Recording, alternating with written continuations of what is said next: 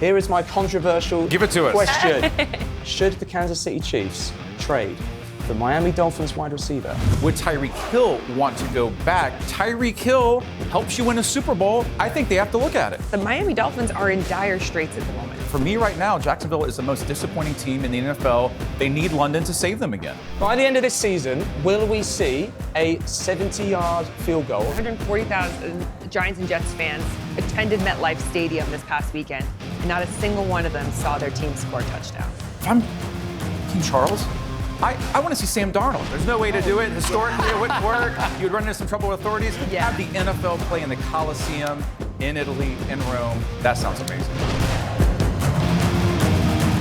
Welcome to talkSPORT's The NFL Rundown, our weekly show where we look back at the biggest and hottest stories from the weekend's action. I'm Jay Lawrence. I'm filling in the hot seat for Will Gavin. Yes, this is the 4th episode. Yes, he is taking a day off. Alongside me is NFL analyst Phoebe Schechter and senior NFL columnist Brian T. Smith as well. Hello, guys. Welcome. You feeling good? You're not sick of the NFL so far this season? NFL's in London. How could we be sick of it? Yeah, to be fair, if you'd said that you were sick of it already, this would be a very awkward show, I think. Look, I think we need to start, Phoebe. We need to start with the NFL, the Super Bowl champions, the Kansas City Chiefs. And I'm going to ask you a question here. And I don't know whether this is controversial or whether this is clickbaity, Brian. I have no idea. What with the Miami Dolphins not having the best season so far, 1-3, Tua Tagovailoa, their quarterback, he's out for we don't know how long. The Kansas City Chiefs, they have no Isaiah Pacheco. They have no Hollywood Brown. They have no Clyde Edwards-Helaire. They have no Rashee Rice now after he went out injured, potentially with an ACL. Here is my controversial Give it to us. question. Should the Kansas City Chiefs trade for Miami Dolphins wide receiver Tyreek Hill? Well, I know this is the conversation that's going around at the moment, and you can see why, because of the hole that the Chiefs are in. However, I just don't see Andy Reid taking back Tyreek Hill. And also, I don't see McDaniels getting rid of Tyreek Hill because he's all they really have at the moment. I mean, we're talking about the Chiefs, but the Miami Dolphins are in dire straits at the moment. But that's the logic, though, isn't it? That's Yes. the logic. Miami Dolphins are in dire straits right now, Brian. So we had this story last year at talkSPORT.com about this, how when Mike McDaniel realized that he had a shot to get Tyreek Hill, it was more important than getting his franchise quarterback. He was absolutely ecstatic. He could not believe they could get him. So it's almost impossible to think that the Dolphins, just because Tua is out, would give up Tyreek Hill. However, the contract, I was just looking at the contract numbers, and there's this thing called the salary cap in the NFL, which is pretty serious. The contract's not that bad. You know, that you could actually figure out a way. Tyreek Hill is only under contract for 2 more years. His cap hit right now is not that bad. In a couple of years, it goes up to $55 million. That doesn't work. But contractually, there's probably a way they can make it work. I think it's a question, would Tyreek Hill want to go back? Because Tyreek Hill was so vocal that Tua was better than Patrick Mahomes, which is absolutely insane. But if you're the Chiefs, if you're Patrick Mahomes, you're Travis Kelce, you're Andy Reid, you have to explore every opportunity right now. Tyreek Hill helps you win a Super Bowl. I think they have to look at it. I think you do, but that's why they went and got Xavier Worthy, because he was replacing the poor man's Tyreek Hill, right? Costs a fraction of the cost of him. But also, if we're looking at who they're really needing to replace, and that is Rashee Rice, I mean, Rashee kind of took over Travis Kelce's job. So ultimately, you need to be able to get a Travis Kelce-esque guy, more reps, more opportunities on the ball, and then find that slot player. It doesn't necessarily need to be the fastest guy because it's the Chiefs. They're going to find creative ways to get the ball to their athletes in that situation. And Phoebe's right. We saw that last year, that endless questions week after week about the Chiefs wide receivers. You had drops, they weren't good enough. But by the playoffs, by the Super Bowl, Patrick Mahomes was taking lesser names and turning they looked like Pro Bowlers all of a sudden. I think we also saw this week Travis Kelce finally look like Travis Kelce again. Yeah. We were all writing him off. And now Travis Kelce's remembered how to catch a pass and be a game changer for the Chiefs. Now look, on last week's edition, you were very vocal about your feeling about Travis Kelce. And yes. You were not saying, is Travis Kelce back? I don't think you were being very critical. Is he back? It's 1 week. I need Travis Kelce to keep doing that, to stay motivated. But one of the things that we love about Travis Kelce, he's one of the greatest tight ends in NFL history. He's a Hall of Fame lock. Everyone knew Travis Kelce before Taylor Swift. But Travis Kelce was off last year. It really took until the playoffs for him to really kick it up. And he was horrible through 3 weeks. So I think we saw last week, Travis Kelce, the Chiefs are down, they lose another body, and he steps up. Can he do that week after week when he's being double teamed? That's why I think they need another weapon. And I think you're right. Look, even looking at the game last weekend, they were trying to manufacture throws to him. That interception where he had the corner routes to the left. Like, they're trying to squeeze the ball to him and get him more involved, because when you start to get him cooking, not only does it take the pressure off everyone else because you're looking at different ways to double team him, but we've seen that relationship for so many years now between Mahomes himself, that ability to find space in the zone, the ability on the scrambles to just be that friendly body. And that's what Mahomes needs right now. He needs, and I feel like we had this conversation last year, who is that guy going to be for Mahomes when they're in trouble, when they need that first down? And that's that kind of reputation they need back again. You said last week, Brian, Travis Kelce is not a good player. Is Travis Kelce a good player? Well, Will said the same thing, so I was just following the host. Well, Will's not here today. Will's not here today. I was just following the host. Travis Kelce's I just said it. Travis Kelce's one of the best tight ends in NFL history. No, that's not what I'm asking. I'm not asking about the history. I'm saying this season, is Travis Kelce a good player? Can they rely on Travis Kelce to get that three-peat? We will find out. You're sitting on the fence, Brian. No, that's a fact. We will find out. Through 3 weeks, Travis Kelce was not good enough. That's a fact. I have no problem saying that. I will put my name all over that. And I think I will flip it back to you.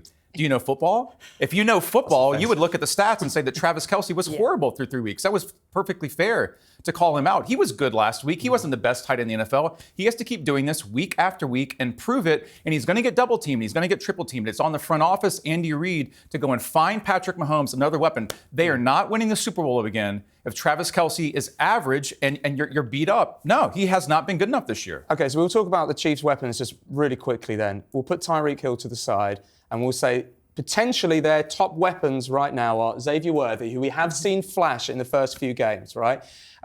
Juju Smith-Schuster, and they've brought in... I don't even know what he does anymore. And Kareem Hunt they've brought in as well, back to the Kansas City Chiefs. I mean, Kareem Hunt gave him a little bit of juice over the weekend. They needed somebody. Carson Steele, he's still a rookie. He's still young. He fumbled. It was a costly fumble. Precisely, and that's the second fumble of the season. But what I love is that Andy Reid always gives him that chance again, right? Look, you're young, you're going to learn. And I think that's what's really nice about the setup is they're, going back to Brian's point, they're going to bring in people from other teams. They're going to bring in people who perhaps wouldn't normally get those opportunities. They're not your big name guys, but they're going to get those chances time and time again. However, if you're saying our goal for this year is to get the three-peat, are these the people who are actually going to be able to get you there? I just don't feel like they're good enough right now. I think we've seen that. They are 4-0, so there's only 2 undefeated teams left in the NFL right now. Minnesota, who no one predicted, and most people would have said Kansas City will be 4-0 if they beat Baltimore, but they're not convincing. They don't have enough offensive talent. Their defense is better than the offense, and that was the case last year, but they still had enough names, and Patrick Mahomes, you knew he was going to figure that out. This was the first time in the Mahomes, Kelce, Reid era. I look at this roster, offensively especially, they have to find some answers, and I don't think they're on that roster. They're going to have to make some moves to do this. If they want to be the first team ever to three-peat, they have to be bold and they have to be aggressive. Well, as we've seen throughout the last few years, Patrick Mahomes does upgrade his offensive talent, so we will see over the next few weeks whether or not he's going to be able to do that, potentially with names that aren't on the roster right now. 100 games in the NFL, Patrick Mahomes. It's an achievement for any NFL player, absolutely. But this just so happens to be quite a talent, doesn't it? Where do you think Patrick Mahomes ranks all time in NFL quarterbacks? Let's go, Phoebe. I mean, difficult question, I understand that. It is difficult. I mean, they put on that graphic over the games this weekend of Mahomes and his 100 games and, who he's kind of beat out in every single category. I mean, some of the most amazing names out there, your Tom Brady's, your John Elway's, Aaron Rodgers. I don't know how you can take any of that away from him. The biggest thing when I look at that is the style of play that he has now. The style, kind of the age of the NFL we're in now is so different to all those other quarterbacks, stand in the pocket, throw it downfield. Right now, Tom Brady is still the forever GOAT for me. But Mahomes is, if they get this three-peat, how do you not say that he is one of the greatest of all time? Well, one of the greatest of all times is a sentence that I think a lot of the people will agree with. Tom Brady's on the broadcast at the moment, of course, and he potentially is the greatest of all time. Should we be comparing both of those? Tom Brady is. So let's just state this. Tom Brady is the greatest of all time. 100%. There's no debate about that. And I'm glad you asked this because I read about this last year and wrote about it this year. We have a story at talkSPORT.com ranking the top 10 quarterbacks of all time. And I used to have a conversation with one of my previous colleagues. I did not have Patrick Mahomes in that list midway through last season because he needed the extra Super Bowl. He wasn't good enough yet because if we're talking all time, we're talking longevity. We're talking Brady, GOATs, not just playing 5 or 6 years and being good, playing 18 years and being good. Quarterbacks last forever.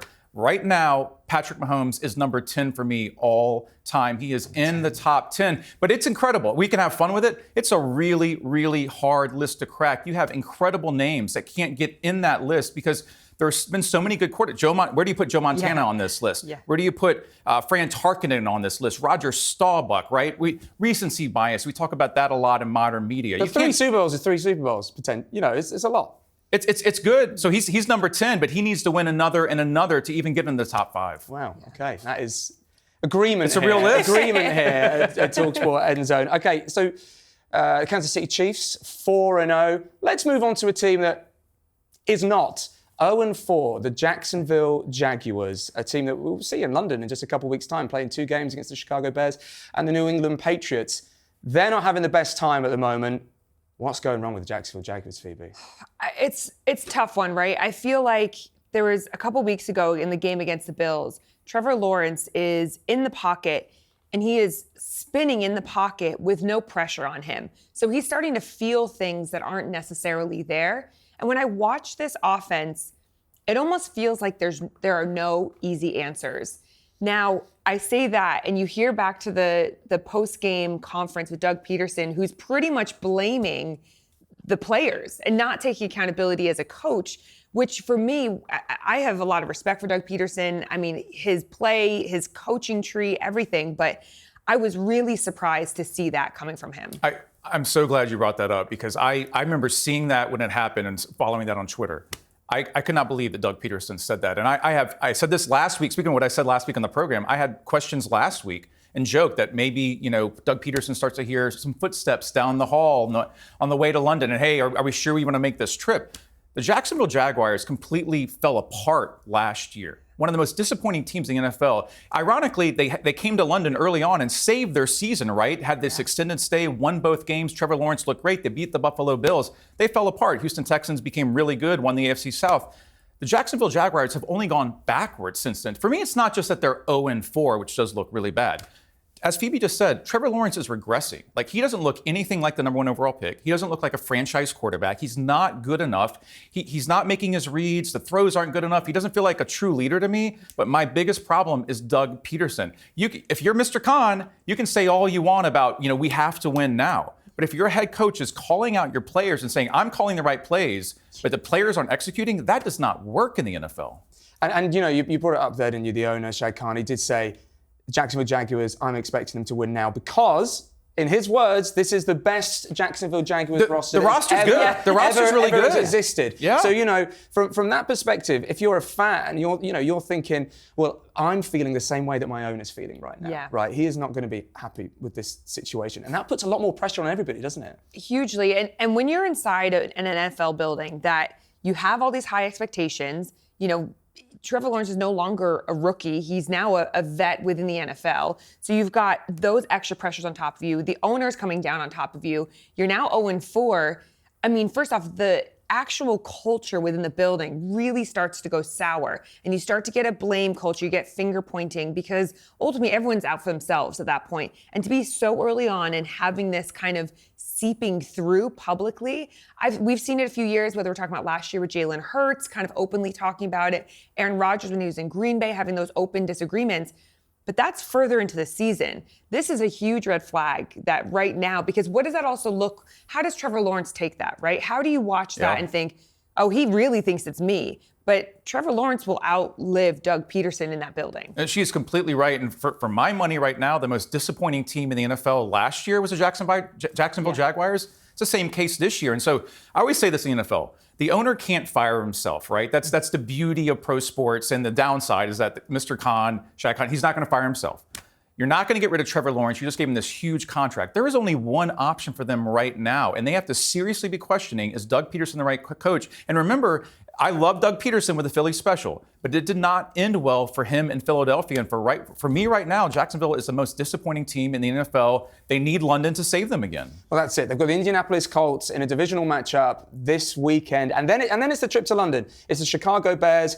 It's the New England Patriots. Caleb Williams, that's going to be a fun game. Yeah. I mean, should the Jags even be looking at it as this could save us? Because again, I mentioned pressure just a moment ago.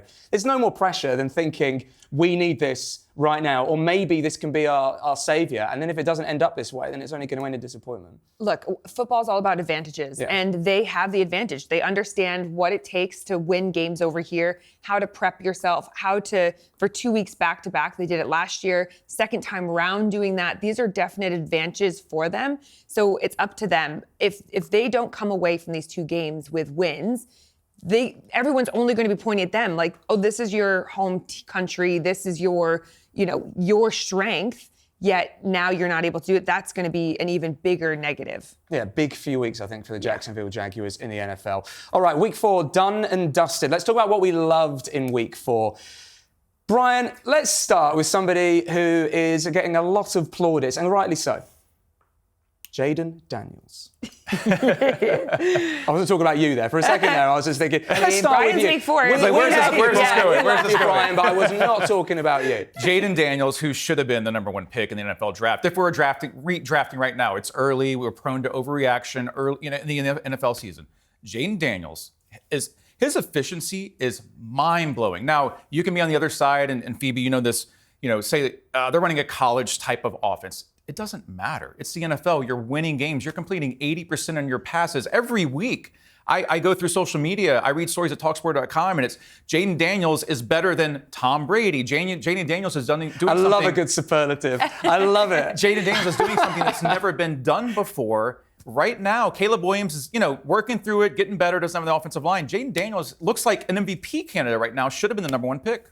Yeah, I mean, and he, like you said, he's setting history records, right? 1950 was the last record for a rookie to come in through the first 4 games to have that 82% like passing percentage. I mean, he's unreal in his accuracy, his ability to just stand in the pocket, kind of take that breath and let go of that ball, even when he's about to get hit. And he's not even that big, right? No. I mean, that's kind of crazy about him. He's a skinny frame. I mean, when he came into the NFL, I mean, I say it like he's been there for years. You look at him and you're like, I feel like you need to bulk up a little bit. Isn't it funny, like, nobody's talking about size issues with him, right? No. We'd always hear about Kyler Murray, Tua, the smaller quarterbacks. His height isn't the issue, but he's a smaller guy, and I haven't once thought, like, oh my gosh, I don't know if he's going to make it. He is so smooth and composed back there. Exactly, and he's so assertive. I think he almost plays big because you watch him and you just feel like he's in such control of the offense. You don't even think about his size, whereas you look at your Kyler Murray's who potentially are running for their lives, their Bryce Youngs, guys like that. It's a totally different viewpoint. I want to go back to actually just what you said a moment ago, Brian, about if they're using a college-style offense and how people seem to be criticizing that, because I feel like that was kind of what was said about Brock Purdy. Still kind of is. He's a system quarterback, and my argument always with that is, it doesn't matter. If it's effective, it's effective. In an ideal world, you've got Jaden Daniels with that team, with the same head coach, with the same offensive coordinator for a long time. Does it matter if they're playing a simplified offense or an offense that is only used for that team if it's effective? Phoebe knows this very well. So there's only one thing that matters in the NFL. It's not if you're nice. It's not the system you run. It's not how much money you get paid or how long you've been doing it. Are you winning every week? Now, this is always the fun part. Can they keep doing this? Could they do this in the playoffs? Once you start getting more game tape and teams, challenge it, because the whole idea is you have to be as complex as possible, have as many options as possible, be all these things, so teams can't game plan against you and scheme against you. But right now, it is definitely working. And what we're not talking about enough is we're saying Jaden Daniels. You know what we should be talking about? Is Cliff Kingsbury. Yeah. Cliff Kingsbury, who was basically pushed out of the league. Arizona, Kyler Murray, that was his quarterback. He wasn't good enough. He was laughed at. Goes back to college, takes some time off. He never had to work again. Cliff Kingsbury should be up right now for coordinator of the year. And pairing him, that was such a smart decision by Washington, to pair him with Jaden Daniels, college quarterback, running a college-type system. Cliff Kingsbury knows exactly what to do. He's been perfect for Jaden Daniels right now, and he's a key reason why Jaden Daniels looks like an MVP and should have been the number 1 pick. Phoebe, what about you? What did you love in week 4? Well, I just want to finish on what you were saying there, Brian, because I completely agree with you regarding Jaden Daniels. And, they brought in Trevita Pritchard, who was with Stanford. Again, he played quarterback there. He was there when Andrew Luck was there. Really smart guy. But ultimately, how many times have we talked about some of the new quarterbacks out there that, hey, they played this style in college and now they get to the NFL, they can't see it the same.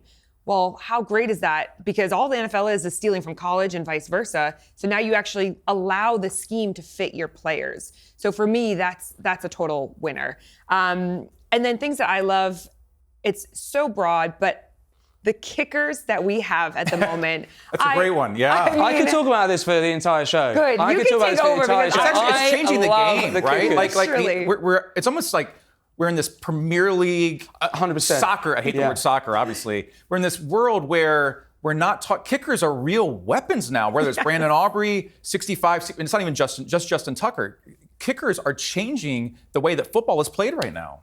I mean, it's been incredible. And the expectations now, a 55-yarder is nothing. They are just constantly pushing the envelope, and they are literally becoming the difference between winning and losing because a team puts so much just trust in them with the 4 seconds left on the clock. And you see the difference now. If you don't have a good enough kicker, what that can do for your team. And you just see that kind of air deflated from them where you think. Like the New York Giants, right? Oh when my they're missing their kicker. And you could tell, how did they win that game? Because they don't have their kicker. That's how important they are now. I think that we really love kickers, particularly here in the UK. I think we really do. I think it is the whole, Premier League, the football, soccer, or whatever, mindset of it. I think we really appreciate it. And you're right, 60-yarder is nothing these days. I mean, Harrison Butker the other day, he missed in 50-something yards. I think Cairo Santos, my fellow Tulane alum, he missed as well for the Chicago Bears. And this is a long distance, right? And you're thinking, you should be getting that. You should be getting that. Well, remember back to week 1, we talked about it here with Brandon Aubrey. Let him kick the 71. Let him He can kick. do it. He would have done it. And what's the next That was the move? most disappointing moment of the NFL season. Sorry to interrupt. No, yeah. 70. You get the kickers up there. You get it all sorted as if they're going to kick from 70, and then you just take them away again. What, you're teasing us. You're teasing us because it's going to happen. 65 yards. Brandon Aubrey had the record is from a couple years ago. Justin Tucker 66. Right. Here we go. Okay, here we go. Let's do this. Right. By the end of this season, will we see a 70-yard field goal, or at least a new record? I think they're going to try it, and I don't see why not, because this is the thing that I love about it now. It's not just the accuracy; they have the leg. That's what blows me away. I remember as a kid growing up watching football, you have someone like Morton Anderson, right? It's international product, one of the greatest kickers of all time, so underrated. Love me some Morton Anderson. Morton Anderson was one of the only guys who could make that, high 50, 60-yard kick. But even when he would make it, it's not going completely over the goalpost, over the uprights. It was kind of just, these guys are clearing it now. So I feel like you could get a 70. And now my question is, what does the NFL start to do? Because if kicks become too easy, do you narrow the goalpost again? It almost feels like maybe that's where it's going. I literally thought about that when we were talking I think it was the Green Bay game, penalty on the touchdown. They enforced a penalty afterwards for the extra point. But actually, that's like a walk in the park. Yeah. I mean, how do you make that more challenging on them? How do you actually create a situation? Okay, I think we should do this next week. I think if Will's back next week, how do we change the extra point? How do we change field goals? If it's becoming too easy, let's make up a new rule. Who's going to get that 70-yarder then? I think it has to be Brandon Aubrey. They got no offense or defense, so Brandon Aubrey. Cowboys just kick field goals for the rest of the season. They do. Well, do you know what, actually? You say he might do, but if the Cowboys just tease us like they did before, maybe it's going to be somebody else. True. No, it's not going to do it. Okay, something really exciting is actually going to be happening this weekend in the NFL, as it always does. The NFL is coming to London, the first of 3 games, 3 Sundays. Now, the first game is our matchup of the week, Brian. The Minnesota Vikings versus the New York Jets. Darnold versus Rodgers. I mean, we're paying to see Darnold right now, Brian. This is so fantastic, right? Because a year ago, 6 months ago, if you would have had this matchup, you would not have cared about the Minnesota Vikings. For the most part at all. Like Justin Jefferson, okay, that's cool. Maybe you're thinking, I'm going to see J.J. McCarthy, rookie quarterback. Vikings aren't going to win. You want to see Aaron Rodgers. Nobody cares about, I don't care about Aaron Rodgers right now. Nobody cares about Aaron Rodgers right now. He's not in the presidential race. He doesn't really matter. He's on an NFC Jets team. He's arguing with his coach. You get to see the Minnesota Vikings. You get to see the Brian Flores defense. You can really get inside football in London. I won't be surprised if royalty is there, because if I'm King Charles, I want to see Sam Darnold. I want to see the greatest quarterback in the NFL right now in person with my own eyes. I have to be at Tottenham to see Sam Darnold. I don't know if you saw it was the not very nice meme, but it was the Giants and Jets fans, 140,000 Giants and Jets fans attended MetLife Stadium this past weekend, and not a single one of them saw their team score a touchdown. I mean, it was all field goals. Yeah. I don't know what you're wanting to see in the Jets right now, but you are spot on. The Vikings are the most exciting team around. And now you've got the addition of Addison back in the game. We've seen how that opens it up. The Jets defense, they are still fun to watch. They still have incredible athletes, but it's no longer, this would have been the Aaron Rodgers conversation. We get to see Aaron Rodgers here at Tottenham. It is literally about this Vikings team. Minnesota Vikings, they beat the Packers 31-29, 28 points in the first half. Darnold with 3 touchdowns. As you say, Jets, meanwhile. How do they move it forward? That's what I don't know, right? I mean, Aaron Rodgers has not been horrible to me, but he's not been great. He looks frustrated. He looks like he's in a different spot right now. I'm not sure how much he loves his head coach, which is understandable. Yeah, talk about that. Yeah, and I don't think Jets fans love Robert Saleh right now, but that's a weird spot to be in if you're an Aaron Rodgers, because you chose the Jets. They were Super Bowl contenders last year. You had the injury. You barely played. Now you're back. It just seems off to me. I don't know how the Jets really take that leap forward this year. Maybe it starts in London at Tottenham, but Aaron Rodgers doesn't blow me away. And I'm used to Aaron Rodgers, whether Packers, one of the best arms in the league, one of the best quarterbacks in the league. I'm just not seeing that right now. He just doesn't seem like he has the same inspiration. But then the week before, I felt like pretty good. He looked like he was mobile. We saw a kind of flash of Aaron Rodgers, his arm accuracy and strength. But then this past weekend, I felt like he couldn't move. Now, like, real talk, is it because it's cold and rainy and all those yucky things? You come off an Achilles injury, those things start to get affected. Never cold and rainy in London. Never. No, but perhaps that's a part of it. You're learning how to prep yourself now. Yes, you were in Green Bay for all that time, but you didn't have. They've got their own weather issues itself. They do. And it's still a different feeling. I mean, that's not going to be the end of, end all be all. But I think you're right. They have to find an answer. They have to find a way you've got incredible athletes, right? You've got your Breece Halls and Braden Allens and obviously Aaron Rodgers, and then you've got your Garrett Wilsons, but it's not all come together. And I think the most disappointing thing across this was we thought this defense from day one was going to be so much better than they are, and they just keep getting picked apart in different ways. Well, we spoke to Javon Kinlaw speaking about Aaron Rodgers. Let's see what he's got to say. Aaron is like my best friend on the team, man, honestly. And just being able to sit next to him and talk to him, pick his brain, man. He's a super cool dude, man, super down-to-earth guy. And, man, you could just talk to him about anything. And as far as football, we all know what that is. He is who he is. He is the great Aaron Rodgers.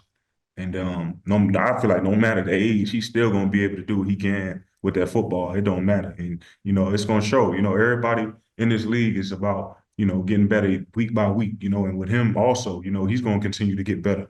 So you look down the line, 9, week 10, week 11, he might even be firing even better, So, but yeah, he's an awesome locker room guy. Everybody loves him, man. Everybody looks up to him. So, and he keeps us going. So we spoke a little bit earlier about the Jacksonville Jaguars, about them having pressure at the moment. But with the New York Jets, Brian, this is potentially Aaron Rodgers' last season in the NFL. So these sorts of results, well, they're not good enough for anybody. These performances aren't good enough for anybody.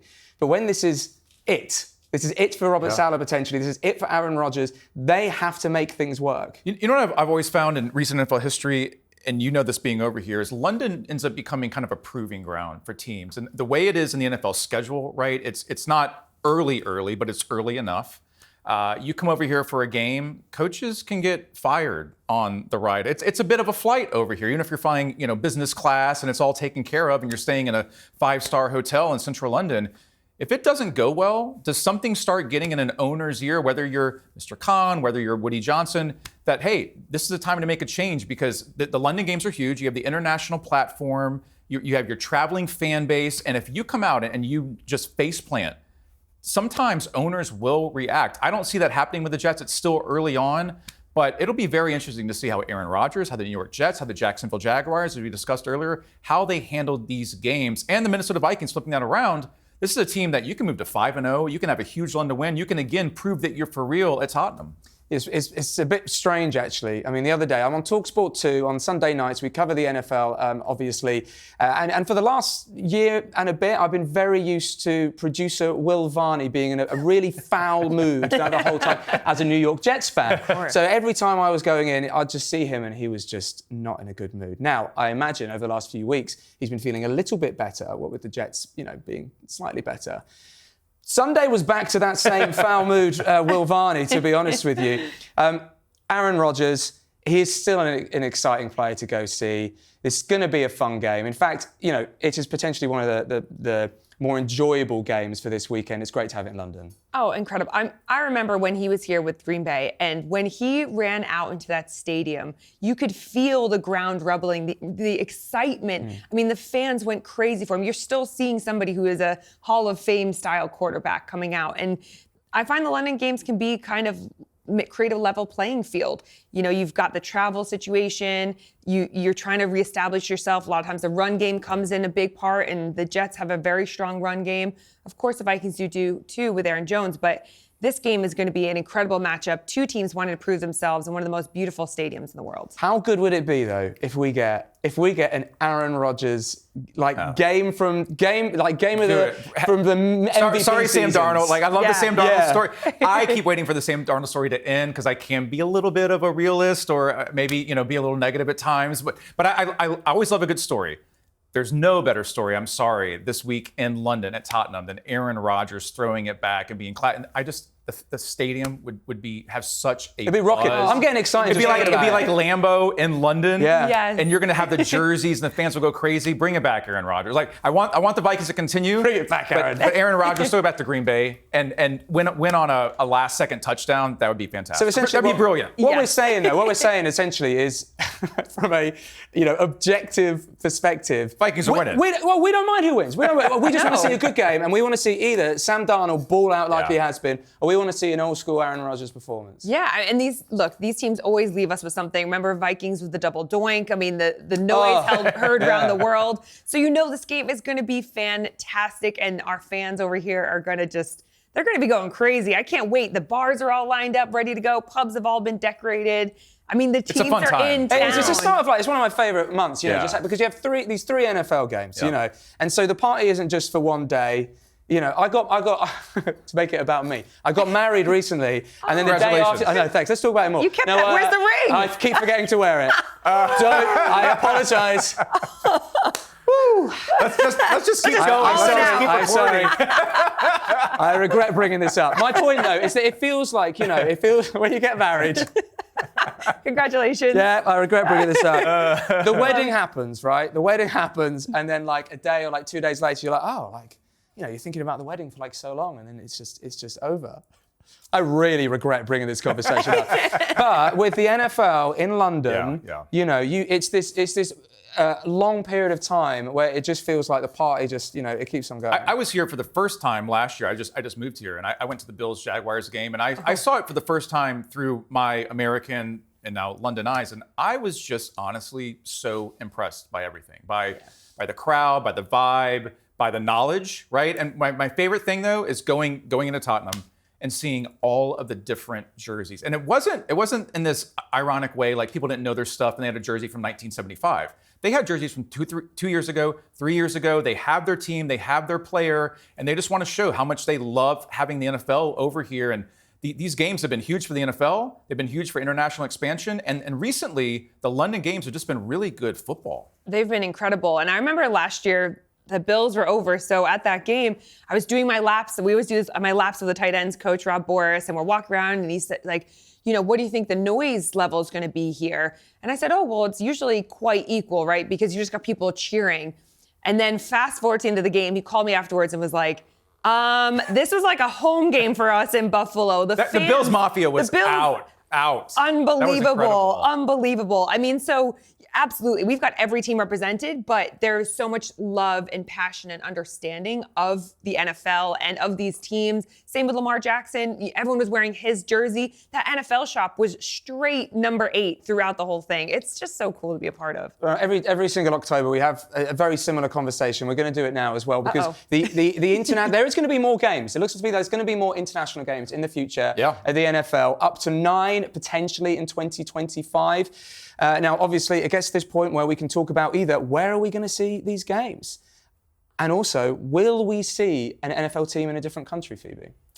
Well, I think to your point, and I steal it from Neil Reynolds, because he calls it the F1 of the NFL. And that's essentially what it is. Description, yeah. Absolutely. So obviously having it in Spain next year, I don't think we actually even need there to be a home team internationally. I think that we'll get to a point where perhaps every NFL team plays an away game throughout the season, and whatever that looks like in terms of how many weeks within a season, if you extend that game time, I just think this is definitely a global game, and the NFL are super aware of that. I want to bring up a place that I think that it looks like potentially there could be an NFL game there either next year or in 2026.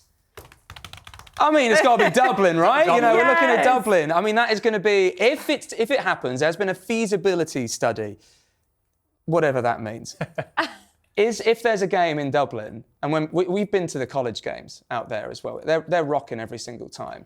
A game in Dublin would be something else. It would be terrific, and have to shout out Dan Whelan from the Green Bay Packers with his punt this past weekend, which eventually led to a touchdown. So shout out, our amazing Irish guys out there. But genuinely, the Steelers are so passionate about Ireland and Dublin. You're looking at Croke Park, Aviva, whichever it may be, but they have such roots within Ireland, from being ambassadors over there, growing up over there. The Rooney family, bleed that kind of green and orange. So I think it will absolutely happen. They are so passionate about making it happen, whether it's preseason or during the season.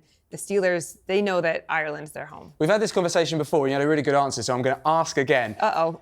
If there was a place in the whole world that you would like to see an NFL game, where would it be? Do you remember your answer? I would think I probably said China. Oh, you didn't, but that's a good answer anyway. So let's go with China. Italy, it would have been one of those. You said Japan, but let's go with Japan and China. Yeah, Japan, great you're places. Right. Apologies. Yeah, Japan, because they have the X League over there. They've got an incredible infrastructure. They have so much passion for the sport.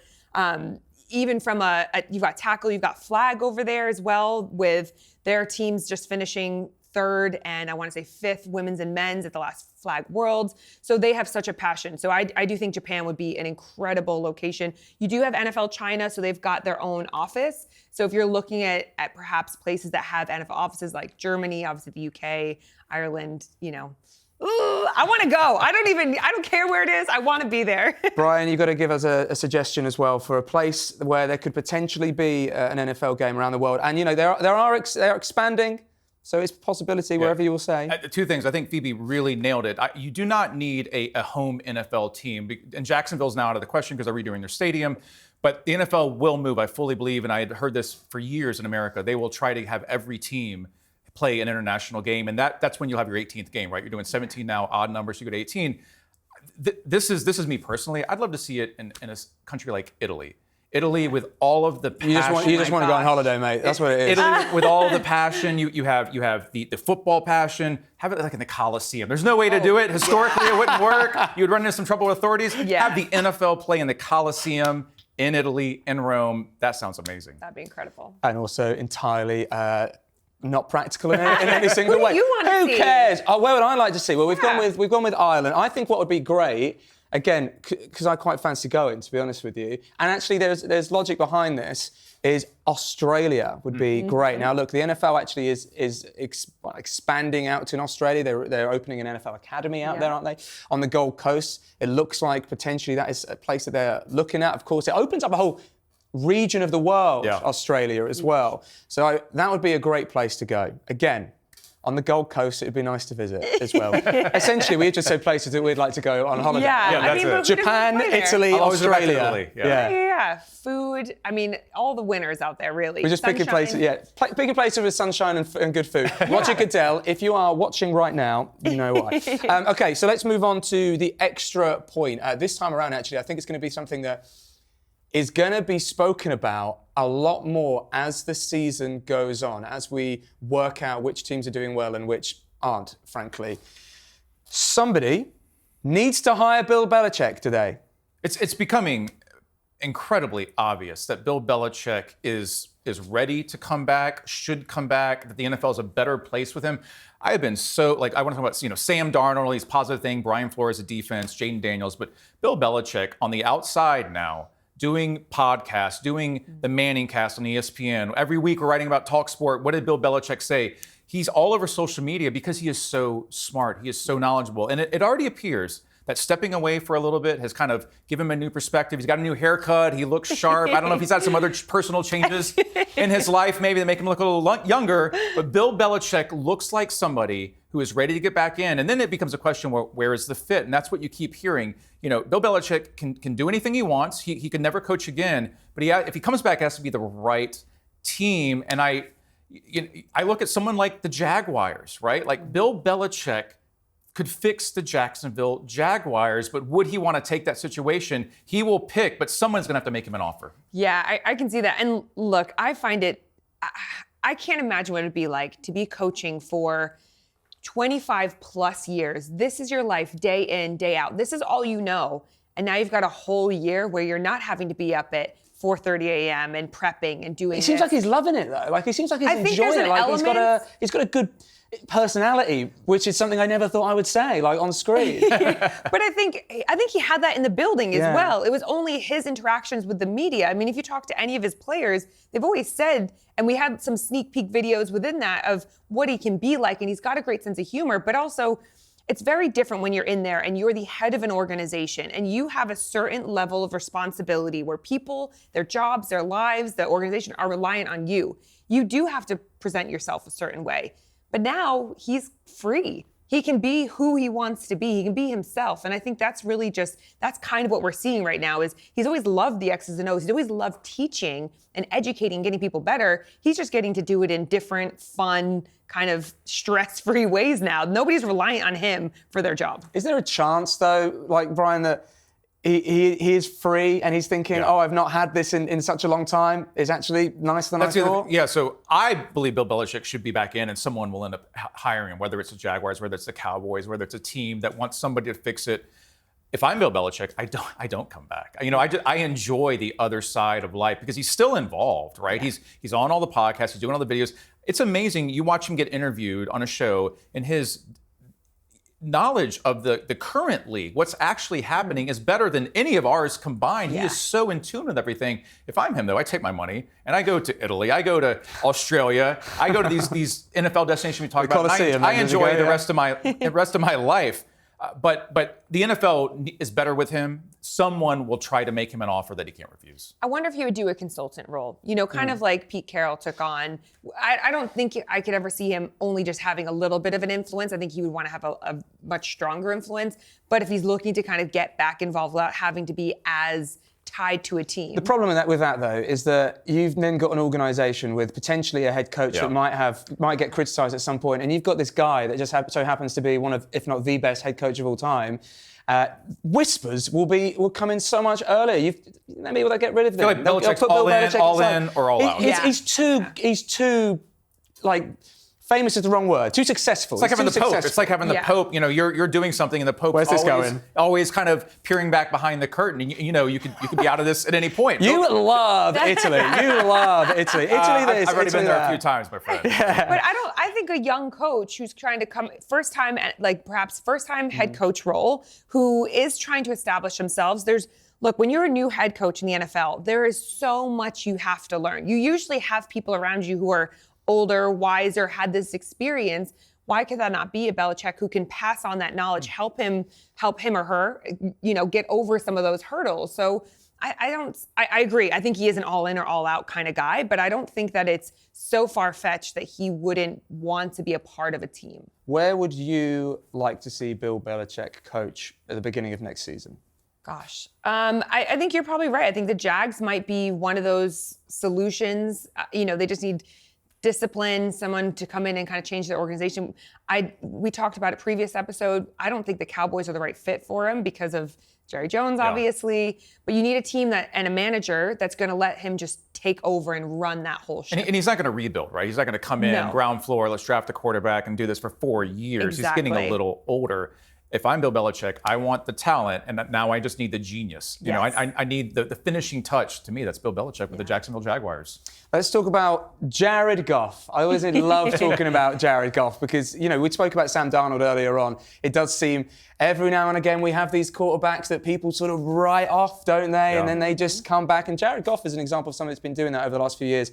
Monday Night Football, he caught a touchdown. He caught a touchdown. Philly special. Or Detroit special. Detroit special. Always great to see Phoebe. And it's, it's just great to see Jared Goff do what no one expects him to do. Absolutely, and I loved it. He was kind of half covered as well. Amon-Ra St. Brown throwing that ball to him. I think those couple seconds watching the ball came in was just like, oh my gosh, please catch this, please catch this. Yeah. But it was great to see, and this is what I love about the Lions. They always, similar to the Chiefs, they find ways to make it fun. And imagine practicing that all week long. Like, hey guys, we're gonna run this play. They're gonna be so excited for it. And they're just looking at that entire game. First off, their run game, their multiple weapons at running back is just incredible. They're finding ways to attack, but his time in the pocket, his accuracy, he's got this kind of new lease on life since moving to Detroit. And I think that marriage of him, Dan Campbell, Ben Johnson, it could not be more perfect. I think the Detroit Lions are actually everybody's favorite team that isn't their team because, as you say, you mentioned the Kansas City Chiefs being that exciting team. I would say that they haven't been for a couple years, really. Yeah. But before that, they were, absolutely. Detroit Lions are now that team.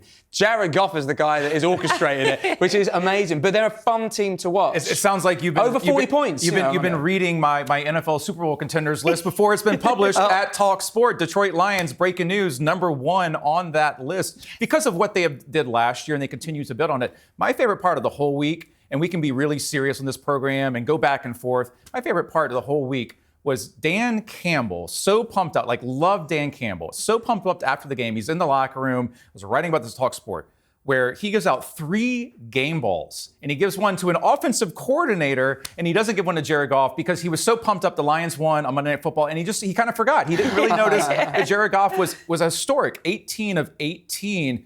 Some things just work, and you can predict it all, you can analyze it. Nobody was saying a couple years ago, Jared Goff needs to go to Detroit with Dan Campbell and in the city of Detroit that's never won a Super Bowl, and that will be the perfect answer. And it's been absolutely perfect to the point that he's 18 of 18. He's just not good enough to get a game ball. Yeah, I'm sure he'll earn one of those again. But I think one of the great things is when Jared Goff was coming to Detroit, Dan Campbell said, I want you, right? That means a lot to somebody. Sometimes you just need that in the NFL. Absolutely. The coach, the offensive coordinator, the owner, whatever it is, there's 32 quarterbacks, there's 50 quarterbacks. That's the guy that we can win with, and he's my style. That's who I want. It's a weird example, isn't it, of I know this was a few years ago now, of a trade that worked out for both teams, and Jared Goff and Matt Stafford moving to the LA Rams, and of course, getting the Super Bowl. Here's a weird stat, and I feel like the NFL has been a little bit weird, to be honest with you, over the last few weeks. Yes. Lots of things happening that we didn't expect to happen.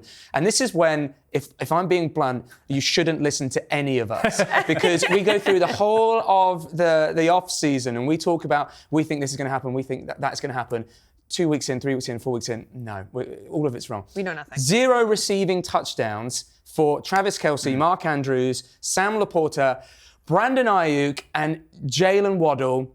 Jared Goff has got 1 receiving touchdown. Yes. That's a pretty cool stat. That is a good stat. That's a good stat. It's a good stat. Speaking of Brandon Ayuk, let's move on to trending on talkSPORT, shall we?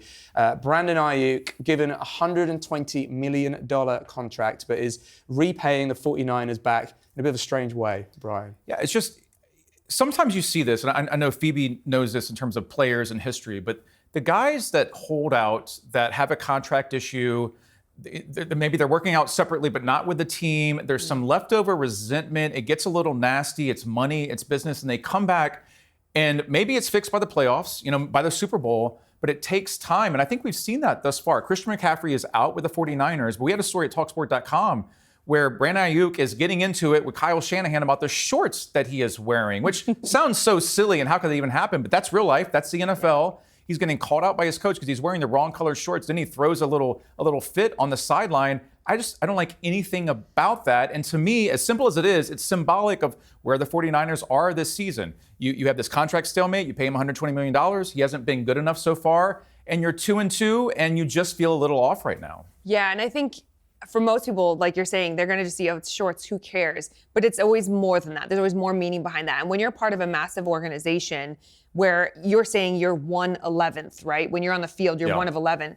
There's nothing about you that can be different. When you need to show yourself as unified. And if you start trying to, even though something's so small, change little things like that where you're doing it your way, you're starting to deviate from what that path is. And Coach Shanahan is very clear with where their vision is, where they're going, that they're going all together. And I think this does really show that there are cracks beneath the surface. Especially when you're having injuries and you're missing pieces. And Brock Purdy's getting it done. Trent Williams is working himself back. You can't be on an island in that situation. You have to be all in. And he seems like he's still processing things from the summer. Do you think we're just giving them a bit more scrutiny because of where they are right now? If they were 4-0 right now, do you think that this would be even talked about? It's a good question. I think if the head coach is going into a post-game and going to a post-practice press conference and he's talking about it, I always knew this when I covered the NFL for more than a decade, and you did with coaches, and they go off a little, or they say something, you're like, well, why did they say that? Why did they acknowledge that question? They use the media as their platform to get their message out. Kyle Shanahan is pretty intelligent. He's acknowledging that in the media because he wants to call out his player and hopefully fix that situation and use the media to do that. So no, I don't think it's silly. That's a real situation, and it's big enough that Kyle Shanahan called out Brandon Ayuk for it. Yeah, and because if one person starts doing it, well, now I'm going to start doing it, and this person starts doing it. And before you know it, you've got this kind of tear away, and you can't have that. So you've got to nip something like this in the bud. You're spot on. Especially as San Francisco 49ers firmly in the window, firmly in the Super Bowl window. We spoke about it a little bit earlier.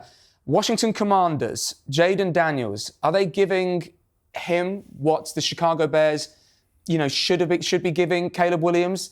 Do we even mention the two words draft mistake 4 weeks into his first NFL season? Yeah, this is another story that really just blew up for us at talkSPORT this week, because I think people, we love to overreact, we love to react, we love to analyze. But there's no way that you can't look at what Jaden Daniels has done and look at Caleb Williams. And we got into this about Caleb Williams last week on the program, and just see that already that's becoming one of the stories of the NFL this year. Jaden Daniels, Caleb Williams, and Jaden Daniels, whether it's Dan Quinn, whether it's Cliff Kingsbury, like we talked earlier, the pieces around him, it's working there. I always thought, and the experts were saying, Bears, beats writers, et cetera, Caleb Williams would kind of be a work in progress, right? He wasn't going to come out week 1 and just kill it. But when the offensive line's that off, when maybe your head coach comes into the season with question marks, your offensive coordinator comes out with question marks, it just looks right now like not only is Jaden Daniels a number 1 pick, but Jaden Daniels, with what Washington has given him out of the box, that's a better situation. And Phoebe, we talked about this a lot before in this program, that as much as it's talent, it's also the situation around you that often dictates how you do as a rookie quarterback.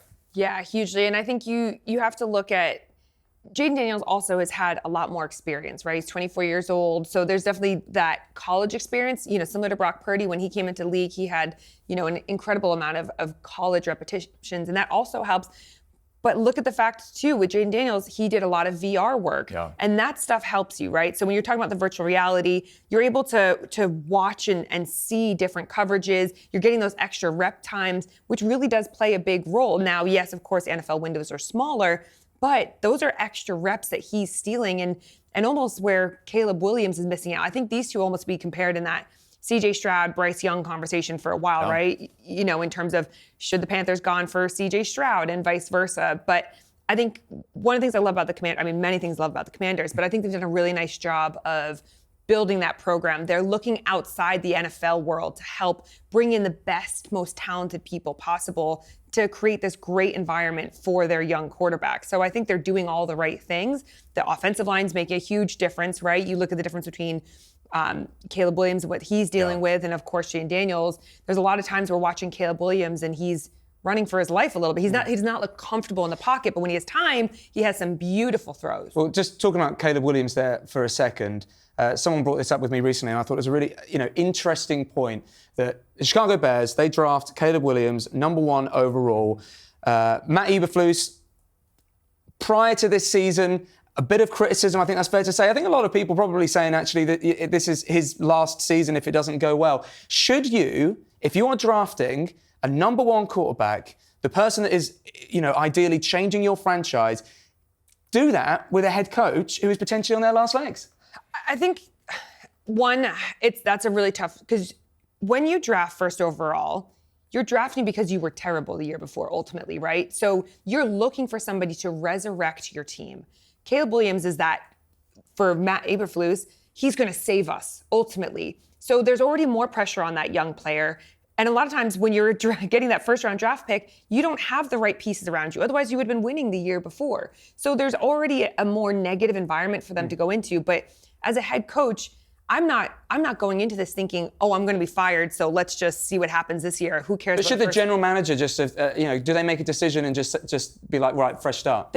But also sometimes the general manager is with that head coach, yeah, that's right? Fair. So that's an ownership decision. Yeah. That's one. We need to go one step above there, right? Yeah. The general manager in the NFL, for the record, the general manager doesn't fire the head coach unless you have a battle going on behind the scenes. That is an ownership decision. So then it comes down to the actual organization, the franchise. I think the irony of this is that the Washington Commanders, for the last decade, have been known as one of the worst franchises in the NFL, but somewhere in their hierarchy, they've been getting it right. The Dan Quinn hire was a really nice, smart hire, and you steal him from the Cowboys as an interdivisional move. The Bears have just been off. And I think here's, to your point, you're going into the season, and Matt Eberflus's job is already on the line.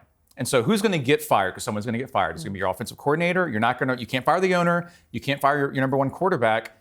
The next step is either your offensive coordinator or your head coach, and that often happens. You get the right quarterback, maybe, and that takes time, but the head coach doesn't last and can't see that come to fruition. That happens very often in the NFL. Just to prove my point from earlier, I've no doubt that in a week's time or 2 weeks' time, Jaden Daniels will be rubbish and Caleb Williams will be lighting the whole thing up. All right, that's all from us this week. Thank you very much to Brian. Thank you to Phoebe as well. And don't forget, if you want more of this, then make sure you go and subscribe to our brand new YouTube channel, talkSPORT End Zone. We'll see you next week.